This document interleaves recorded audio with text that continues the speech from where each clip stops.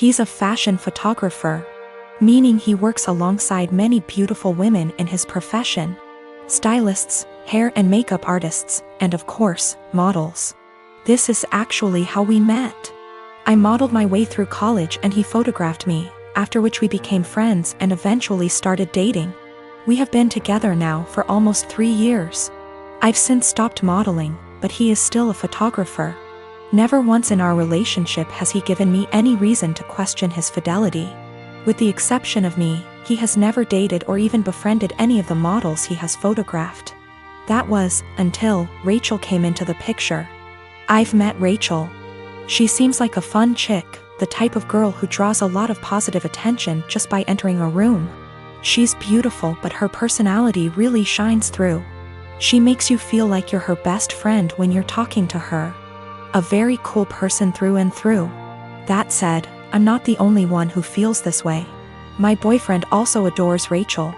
The first time he photographed her, he stayed late at the studio and discussed ideas for their next shoot for nearly 3 hours. He was actually late for a night out with me because of it. But he's always had terrible time management, so I didn't think anything of it. The lateness has now become a steady, recurring factor in their shoots together. They hang out long after the stylists and makeup artists leave the studio. They also text a lot, and he's always smiling to himself and laughing when he reads the messages she sends him. At first he would show them to me and try to include me in on all the fun, without me asking. But he abruptly stopped doing that around 2 weeks ago. He tilts his phone away from me now when Rachel messages him. I'm not the jealous type, but if my BF had a history of doing this with the other models, I'd let it slide. The fact that he is only like this with Rachel, and me, I suppose, makes me wary of what might have transpired between them. Rachel herself has stopped talking to me. We used to communicate and have an easy, casual friendship via IG and Snapchat, but she pretty much ignores me now. Guilty conscience? I don't know. The real kicker is, my boyfriend now has a photo of Rachel as the wallpaper on his phone. He's apparently proud of the concept and the editing, and claims it has nothing to do with Rachel herself. Which is totally believable, but doesn't sit right with me. I told him that and he told me I was being irrational. Rachel is single, by the way. She and her BF broke up around 3 weeks ago. I really don't want to fall into the jealous GF trope, but what else am I to think? I don't want to make crazy demands and accuse my BF of cheating on me. Even emotionally, but he really does seem to be fond of this girl in a way that really hurts me. He has other female friends and he doesn't act that way with them. He's capable of being friendly with a girl without flirting or acting suspicious, but with Rachel it's different. He has slowly become very attached to her and I feel like I'm losing him. I have expressed this to him a couple of times, but he always tells me I have nothing to worry about and that he and Rachel are just kindred when it comes to photography. The long nights, constant texting, and phone wallpaper mean nothing. Oh, by the way, she's practically naked in the photo and it wasn't taken for any sort of publication, just for fun. Am I being irrational? Unreasonable? How would you feel in this situation? What would you do? Update. My photographer boyfriend has been growing very close to one of his models, and acting dismissive of my concerns regarding their work relationship. He has a practically naked photo of her as his phone wallpaper. WTF am I supposed to think? He and I are meeting for lunch in an hour. He confessed. I'm kind of a mess right now, but I'm lucky enough to have an amazing support system and a clear head. That's all I really wanted out of this unfortunate situation. My boyfriend, ex-boyfriend, has never taken nude or even partially nude photos of me. Although I modeled in high school and university, my primary focus has always been stage acting. He took my headshots. That's how we met. Not that it really changes anything. Just a bit of insight, I guess. When we were younger and when the relationship was newer, I would accompany him to his shoots all the time. But my own career is very time-consuming nowadays. I know of multiple model/photographer relationships where they accompany each other to every shoot. And I've nothing against doing that, but I personally would rather just trust that my SO is on their best behavior. Obviously what happened here kind of squashes that, but I stand by it. If I have to be there in order to make sure my SO faithful, chances are they'll find other ways to cheat. Okay, now for the good stuff, or I guess, the bad stuff. I met him for lunch Friday afternoon. We went to our favorite sushi joint overlooking the ocean, and I ordered more than I could handle, stuffing my face while trying to decide how to broach the topic of Rachel, but most importantly, our relationship. I went into that meeting with a righteous, ass-kicking speech prepared, but I forgot every word of it almost immediately after we sat down. I guess he could tell there was something on my mind, because he asked me if I was all right, if he had done anything to upset me. Snorts. Yes, Ian, you've upset me very much, actually. As soon as I gathered the confidence to look him in the eyes, I point blank asked him, "What's going on between you and Rachel?" His mouth flew open as if he were completely and utterly taken aback by the implication, but I cut him off with, "Do not bullshit me." I tried my best not to let anger get the best of me. I really did. I wanted to stay cool, calm, and collected like so many women on this sub. You know the ones. Those intense stories of cheating husbands wherein the wife takes to relationships, garners a ton of support, and then updates us later with a well-constructed storybook post detailing the evidence she has collected against him and the meeting she had with her uncle or sibling, who just so happens to be a divorce lawyer. Yeah, I'm not a badass like that. I wish I were. But I'm honestly just an overly emotional doormat, and I knew going into this meeting that I was either going to cry or gouge his eyes out with my mind. Because I had somewhere to be later, I took a hard left and got super angry. He could see it in me, the anger bubbling over. The people in the restaurant were starting to stare at us, too. In order to save face, I threw money on the table, with tip, and told him to meet me in the parking lot. If I'd had a switchblade on me, I can't say for certain I wouldn't have channeled my inner jet and beat his to the pavement. Kidding. Totally kidding. We met inside my car. He climbed in after me, his head down as though he were ashamed or, I don't know, guilty? I asked him how, and he explained everything to me. No preamble whatsoever. The moment he met Rachel, he felt some type of way towards her. He couldn't tell whether it was just a silly crush or something more, but he knew she felt it, too. How cute. They kissed the first night they met. The night he nearly stood me up. They had crazy, emotional, forbidden intimate the night she and her boyfriend called it quits. And they've been ever since. He mentioned he has always used a condom with her, but I don't care. I'm getting tested. I should mention Rachel was the one who was broken up with in her previous relationship. I don't know why or how. I didn't ask and I don't care to know. Funnily enough, Ian said he doesn't want to be with Rachel, he wants to be with me.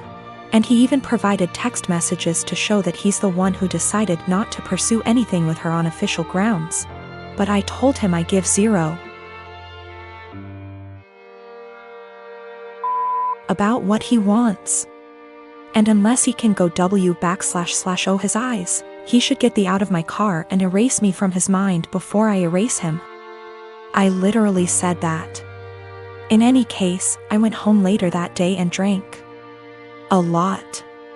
My friends and family, and most of Ian's friends and family, have rallied around me in support. I guess he told his mother we broke up and how it happened, because she called me this morning and said she's disgusted with her son and that if I need anything at all, she's always there for me. For real, I'm going to miss his family. They're good people. The best people. This is my first adult breakup, by the way. The type of breakup where you're required not only to break up with your so but with their family and friends, as well. These people you've spent so much time getting to know and growing to love, are suddenly not in your life anymore, and it's, well, it's kind of daunting, really. Daunting and sad and infuriating all at the same time. So, that's the conclusion to this story. That's what happened. P.S. He admitted to cheating with Rachel and then I dumped his. So far, his mother, his teenaged stepbrother, and 2 male friends of his, have reached out to me saying how disgusted, ashamed and embarrassed they are on his behalf. On top of 3 mutual friends. It hasn't been 2 days yet. University is starting back soon, so many of my friends started moving back to town. I am 17 female, live in a house with 5 friends. I wasn't born in the UK but moved here with my parents when I was 17. We come from another European country, so I speak my native language, English, which is far from perfect. I've been learning Spanish and English since I was little, and my Spanish is better than my English. I don't have an obvious accent in English, people just assume that I am Canadian. We had a small party on Saturday and one friend brought his new girlfriend, Jess. Jess 20, and she's the reason why I am posting here. Jess made sure to let everyone know that she's a polyglot and speaks multiple languages. I was obviously impressed. I study modern languages, meaning that I'm learning Italian and German on top of Spanish.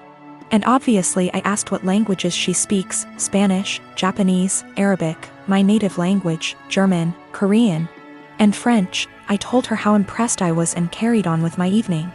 I had a short phone call with my mom, whom I obviously speak to in my native tongue, and I went out of the house to talk to her.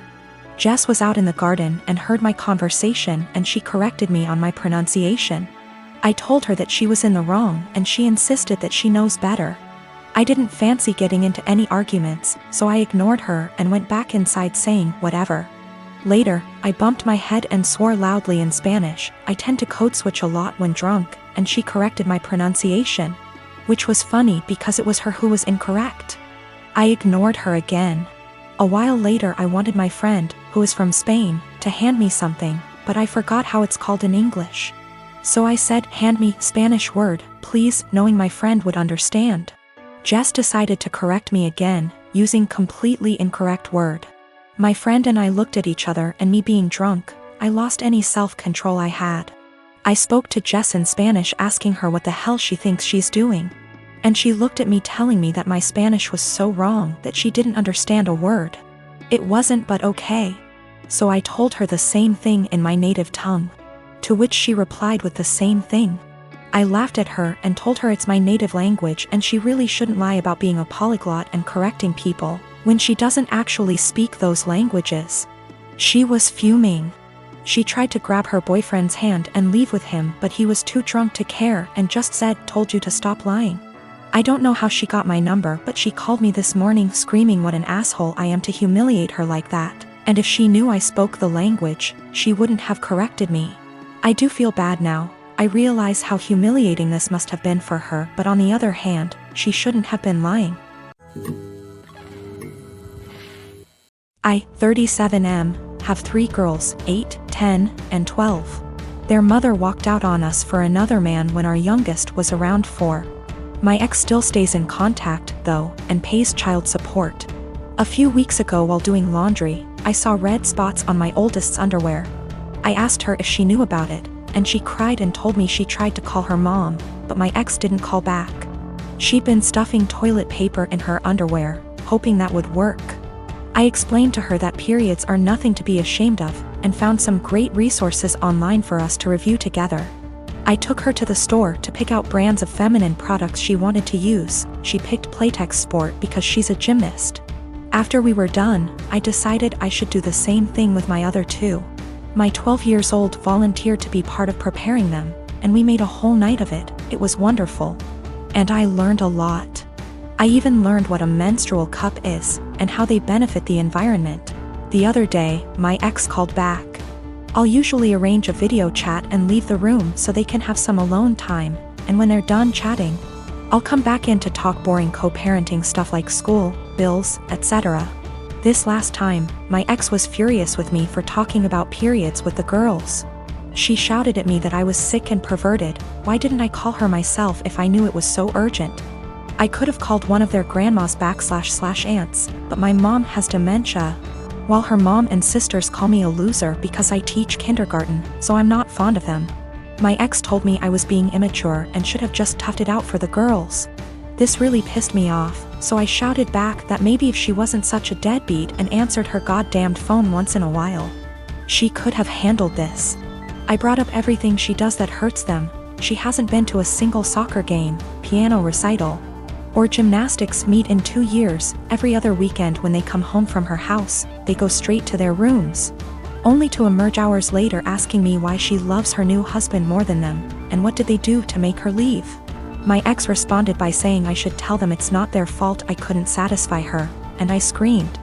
And she just smirked and pointed behind me, saying, "Look what you did," when I turned around. My 8 years old and 10 years old were standing in the doorway crying. It broke my heart. I never shout, so I know I scared them. My 12 years old stormed in and started screaming at her mom, and while I appreciate her sticking up for me, this is not a battle I want her fighting. My ex hung up before I could fully de-escalate the situation. And let's just say the girls have been given free reign of the ice cream and limitless hours of video games, because I feel so bad. I even watched all the Twilight movies with them, so don't say I don't love them. Background about my sister. 2 years ago, my sister was killed in a car accident. She was riding with a friend to the mall, the friend's parent was driving, and teenage boy plowed through a red light while texting on his phone and hit the car my sister, Carrie, was in. Carrie was killed instantly and her friend, June, was in a coma for 3 weeks before her parents took her off life support. When Carrie passed, I was devastated and angry and just not in a good place. Carrie and I had been extremely close. Despite a 7-year age gap between us, we enjoyed a lot of the same shows, we went to concerts together. We volunteered together, and I took it upon myself to guide Carrie like any big sister would do. Our parents were extremely busy with work most days, and Carrie and I would often cook together and do crafts when we weren't too busy with school work. Carrie wanted to be a NICU nurse when she grew up, and I helped her find a volunteer position at a local hospital to help get her gain some experience being around patients. In short, Carrie was my sister and best friend, and when she passed, I was a mess. The last craft Carrie and I made together was a set of candles. We bought the wax at a local craft store and we both made each other a candle and decorated the jar it was in. That was the day before she was killed. At her funeral, Carrie was buried with the candle I made her. The candle Carrie made me sits on my desk next to my favorite picture of her and I together at the beach. Or it did, until last week. Background about my boyfriend. I met my boyfriend about 1.5 years ago, about 6 months after Carrie passed. I wasn't looking for a relationship, I was still grieving my sister's death. But Eugene came along and it was love at first sight. He was extremely supportive, let me cry on him when I needed to, didn't push me into getting over grieving or anything. He was extremely gentleman about everything and very, very patient. After 6 months of seeing each other pretty regularly, we made it official. Eugene came into my life at a very low point, and he has always been very respectful of sentiments I keep for my sister. Never asking me to take them down, always giving me space when I needed to cry. Eugene, along with most, if not all, of my friends and family know about Carrie's candle. There was a point after she died where I would take the candle with me everywhere out of fear that someone might light it, or steal it. Or who knows what. The point is, that candle was and still is a very important part of my life and something that my sister made for me and me alone. When Eugene and I moved in together about 4 months ago, I packed away most of the reminders of my sister and put out the candle and picture on my desk. I felt that this was a huge step because when I'd lived just by myself I had pictures everywhere and a few knickknacks laying around from my sister. I wanted to make Eugene and I's home our home with just a small part of my sister there. Eugene understood and was very supportive. Last week, we had a massive winter storm that knocked out power. We didn't have power for 3+ days. The power was knocked out at Eugene and I's house while I was at work, which did not lose power. Eugene texted me that he was going to light some candles and try and get a generator, so we could have some for of power or at least be able to charge our phones / use lights / etc.